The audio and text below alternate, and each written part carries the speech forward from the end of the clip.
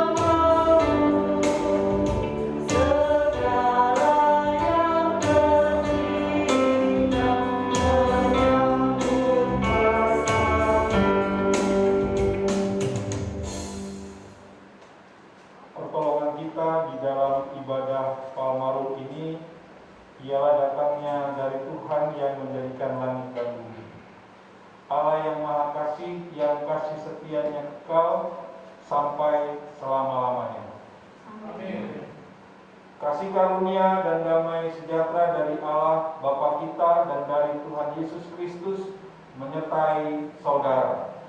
Juga menyertai saudara.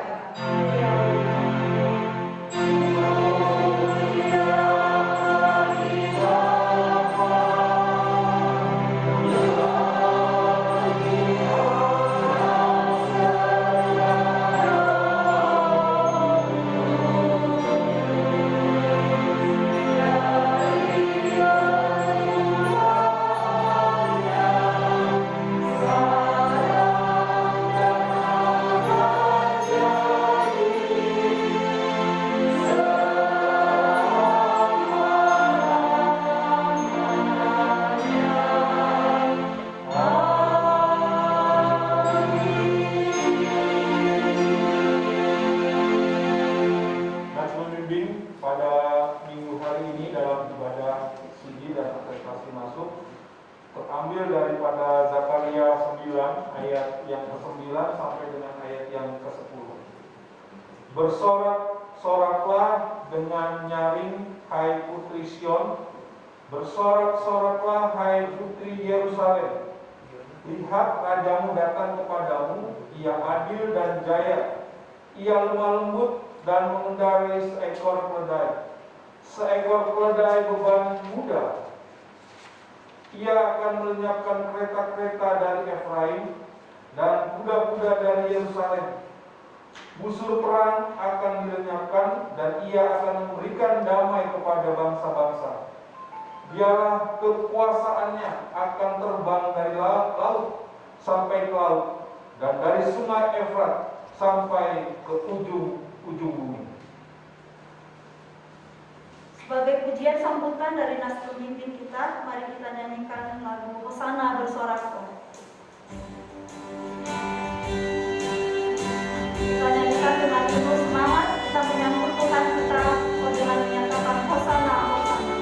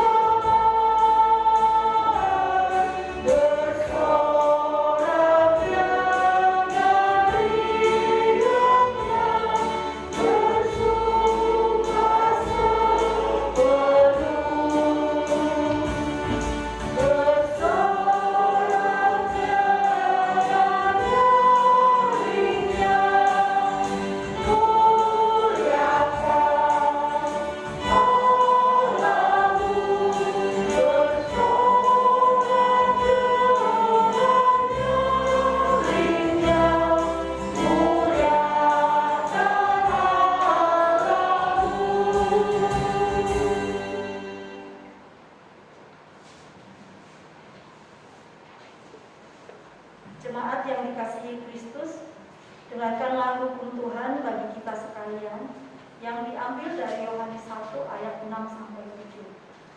Jika kita katakan bahwa kita beroleh persekutuan dengan Dia, namun kita hidup di dalam kegelapan, kita berdusta dan kita tidak melakukan kebenaran. Tetapi jika kita hidup di dalam terang sama seperti Dia ada di dalam terang, maka kita beroleh persekutuan seorang dengan yang lain. Dan darah Yesus, anaknya itu menyucikan kita daripada segala dosa. Jemaat yang terkasih dalam Tuhan Yesus Kristus, marilah kita datang kepada Tuhan yang Maha Kudus untuk merendahkan diri, mengakui segala dosa dan kesalahan kita padanya, serta memohon pengampunan darinya. Dimulai dengan pengakuan dosa secara pribadi, datang kepada Tuhan, akuilah setiap salah dan dosa kita yang mungkin sudah kita lakukan, karena Dia adalah Allah yang setia dan adil.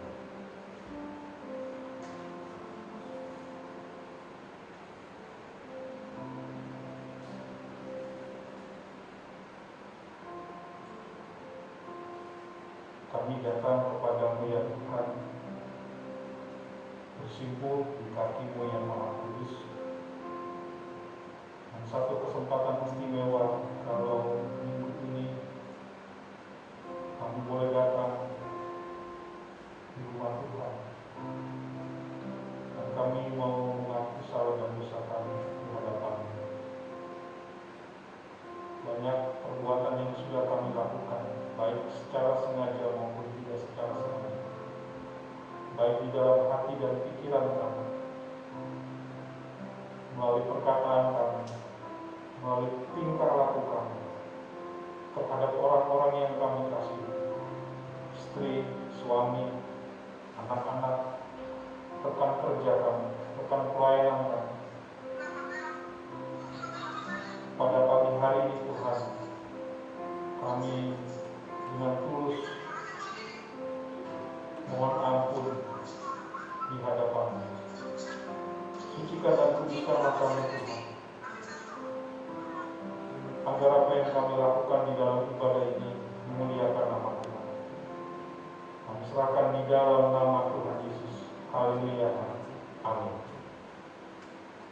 Saya undang Bapak Ibu serta saudara sekalian untuk berdiri. Berita anugerah yang akan kita dengarkan setelah kita mengaku dosa dan salah kita di hadapan Tuhan dengan sungguh-sungguh bertobat. Dengarkanlah berita anugerah pengampunan yang tertulis dari Roma 6 ayat yang ke-16 sampai dengan ayat yang ke-18. Apakah kamu tidak tahu bahwa apabila kamu menyerahkan dirimu kepada seseorang sebagai hamba untuk mentaatinya, kamu adalah hamba orang itu, yang harus kamu taati baik dalam dosa yang memimpin kamu kepada kematian, maupun dalam ketaatan yang memimpin kamu kepada kebenaran. Tetapi syukurlah kepada Allah, dahulu kamu hamba dosa, tapi sekarang kamu dengan segenap hati telah mentaati pengajaran yang telah diteruskan kepadamu. Kamu telah dimerdekakan dari dosa dan menjadi hamba kebenaran. Berdasarkan firman Tuhan ini, maka sebagai hamba Yesus Kristus, saya memberitahukan pengampunan dosa telah berlaku di dalam nama Bapa dan Anak dan Roh Kudus. Amin. Syukur kepada Allah untuk kasih dan anugerahnya yang besar. Jemaat dapat memberikan salam damai dengan mengadukkan kedua tangan. Salam damai. Kita telah ditebus di Kalvari dengan lunas. Oleh karena itu kita bersukaria. Kita sambut berita anugerah ini dengan menyanyikan beban terangkat di Kalvari.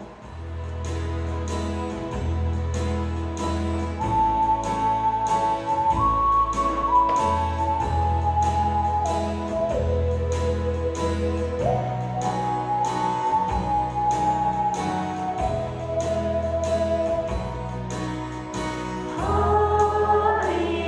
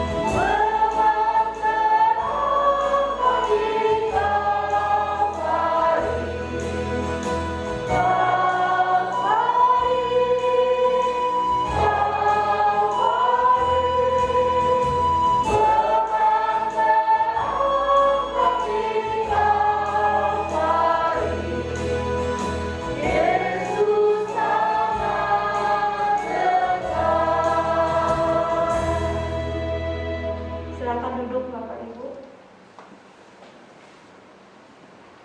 Tiba saatnya kita akan mendengarkan pemberitaan firman Tuhan. Kita siapkan hati kita dengan pertolongan Roh Kudus. Kita angkat satu pujian. Dasar imanku padanya.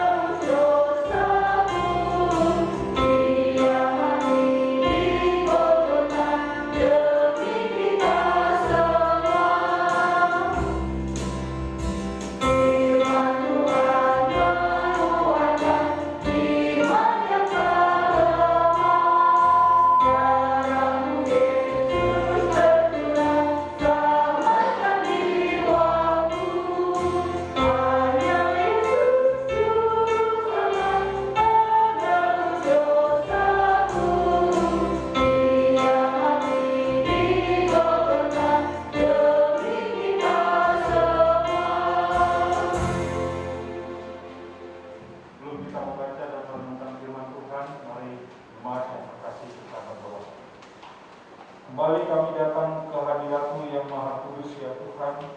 Dan kami bersyukur kalau kami boleh ada di tempat ini untuk memuji dan membesarkan nama Tuhan. Sebentar kami mau membaca firman Tuhan.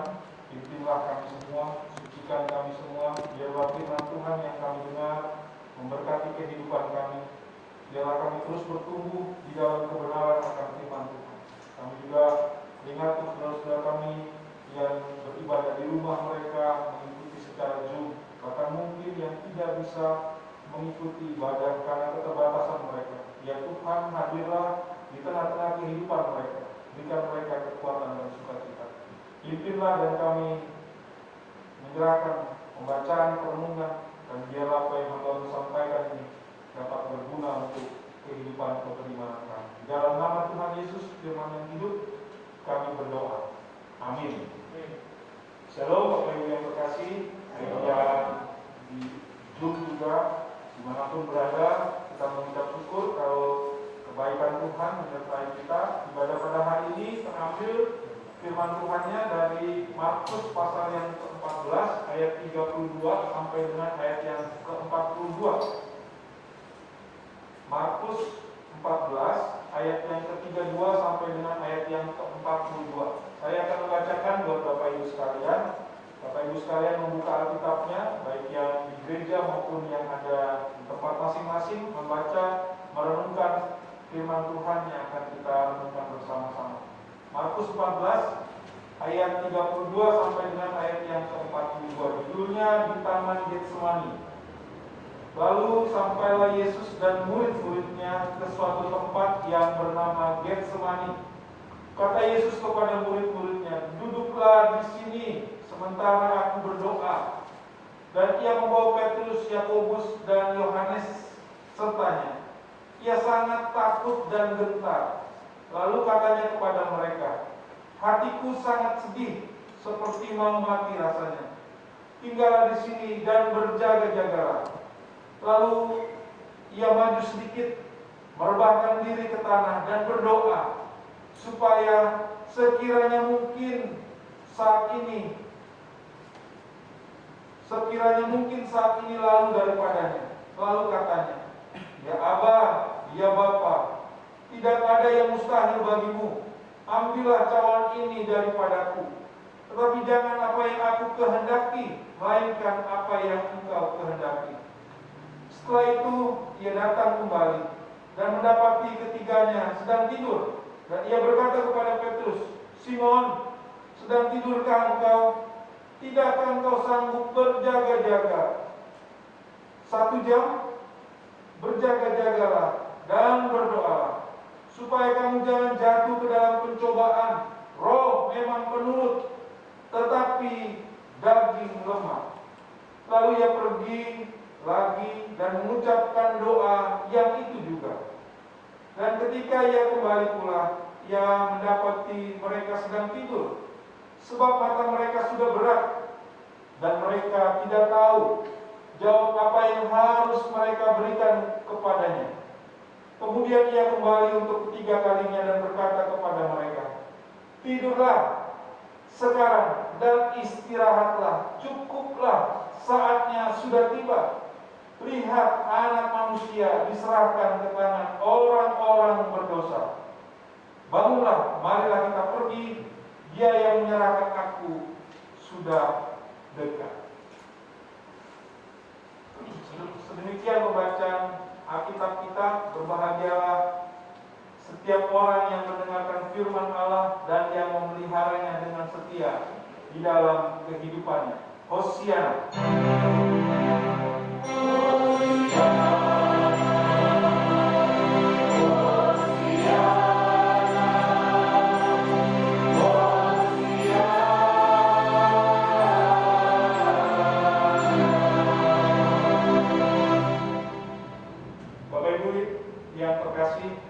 Dan saudara-saudari yang dikasihi oleh Tuhan, pada minggu hari ini tentunya sesuatu yang istimewa yang kita lakukan, karena sudah 54 minggu kita tidak beribadah di tempat ini.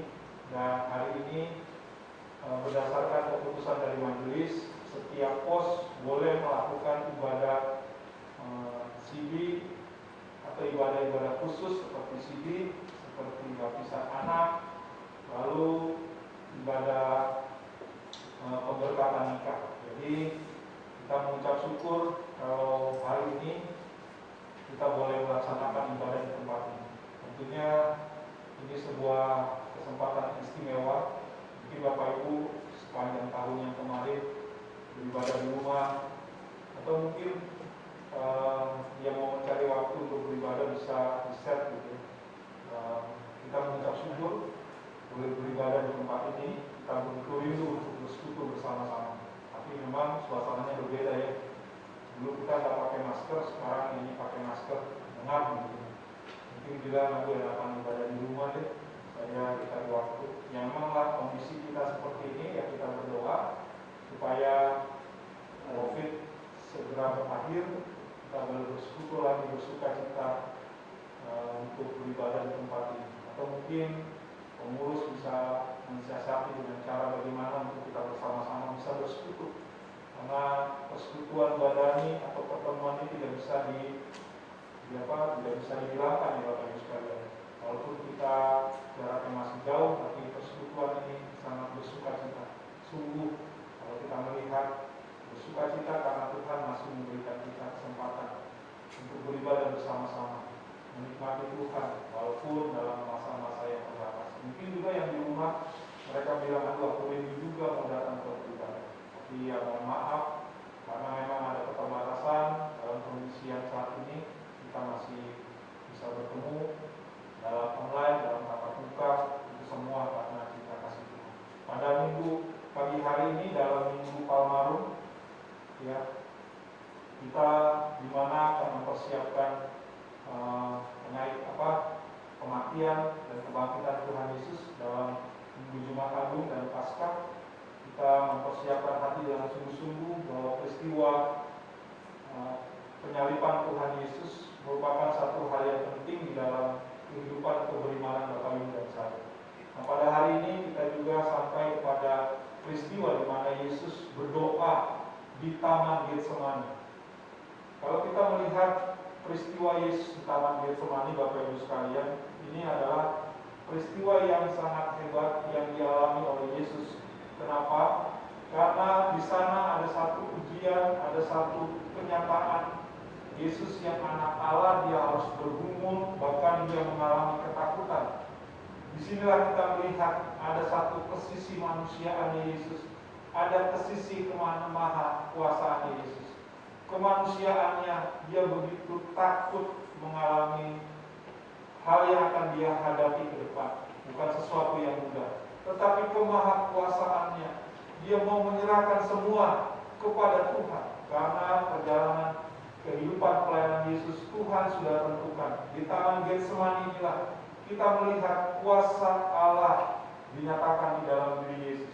Yesus membawa murid-muridnya, membawa Petrus, membawa Yakobus dan Yohanes. Kemungkinan ketiga murid ini dekat dengan Yesus. Mereka yang tahu bagaimana Allah sudah memfirmankan bahwa pada waktunya Yesus akan masuk kepada penderitaan, kepada salib, bahkan juga berjanji tidak hanya cukup di pada salib, tapi dia akan bangkit. Di sana Yesus katakan di dalam ia berdoa, hatiku sangat sedih dan gentar, mau mati rasanya. Bapak Ibu, kalau kita mendengar kata-kata itu dari orang yang kita kasihi, dari orang yang dekat dengan kita, pasti perasaan kita terharu. Pasti perasaan kita akan bertanya, apa sih maksudnya perkataan kami? Ini mau menunjukkan bahwa Yesus sungguh-sungguh sedang merasakan kesedihan ini. Satu sisi dia adalah Allah, tapi satu sisi dia manusia. Bahkan waktu katekisasi ada yang bertanya, oh Yesus Tuhan, tapi dia berdoa kepada Bapaknya. Itulah keistimewaannya dalam kita mengikuti Yesus. Yesus memang 100% manusia, tapi dia 100% Allah. Di tengah-tengah misteri yang Allah berikan ini, kita sungguh melihat bahwa Yesus, ia melakukan tugasnya penuh dengan kesetiaan. Di waktu ia sedih, dia datang berdoa kepada Tuhan, kepada Bapaknya. Di sini kita mau belajar bagaimana ia takluk dan menang. Ia tunduk kepada Bapaknya dan Allah memberikan kemenangan buatnya. Dia berserah kepada rencana Tuhan dan Tuhan mempersiapkan rencana yang baik untuk Kristus dan terlebih untuk kita yang saat ini percaya kepada Kristus. Bapak Ibu yang terkasih, ada beberapa pesan yang mau kita renungkan bersama-sama di dalam ibadah CD ini, di dalam ibadah atestasi masuk ini, bahkan dalam Minggu Palmaruh ini, dalam persiapan kita untuk menerima perjamuan kudus bersama-sama. Yang pertama, untuk takluk dan menang. Apa yang Yesus lakukan? Yang pertama, di sini saya merenungkan bahwa ia menyerahkan kepada Tuhan bahwa ia tidak sanggup dengan apa yang terjadi. Cawan yang dikatakan Yesus, Bapak Ibu di sini, ini adalah cawan penderitaan yang akan Yesus lalui. Dia katakan dia tidak mampu, dia tidak sanggup, sehingga dia mau menyerahkan cawan ini kepada Allah. Cawan penderitaan. Bapak Ibu yang terkasih, seringkali kita juga tidak sanggup untuk menghadapi penderitaan yang kita alami. Ya, sakit yang kecil aja kita merasa tidak mampu dan bisa saja mungkin putus asa. Setiap kita dalam menghadapi penderitaan, tantangan hidup, seringkali kita merasa bahwa kita ditinggalkan sendiri. Tetapi Yesus mau menderita bukan untuk dirinya, tapi untuk Bapak, Ibu, dan saya. Dan Yesus katakan, bukan menjadi kehendakku, tetapi biarlah ini menjadi kehendakmu. Bapak Ibu sekalian, berapa banyak daripada kita ketika kita mengalami kehidupan yang mungkin di dalam tantangan yang kita hadapi, biarlah ini menjadi kehendakmu